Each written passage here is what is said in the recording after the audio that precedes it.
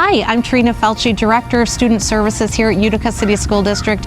We are so excited and proud to be partnered with ICANN to host our monthly parent education series for the 23-24 school year. These workshops are designed to educate and inspire parents and caregivers to more effectively support their children's success in school.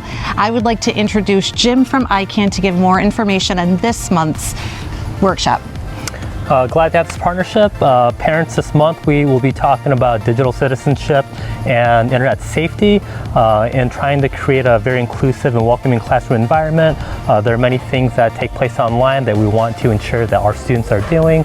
Please join us in supporting this effort. Can't wait to see you there. Thank you. These workshops are open to all parents and guardians in the district, regardless of the school your child attends. We both invite and encourage you to come this Wednesday, November 8th at 4 o'clock, right here at Martin Luther King Elementary School. For more information on future parent workshops, please visit www.uticaschools.org and click the Parents and Students tab.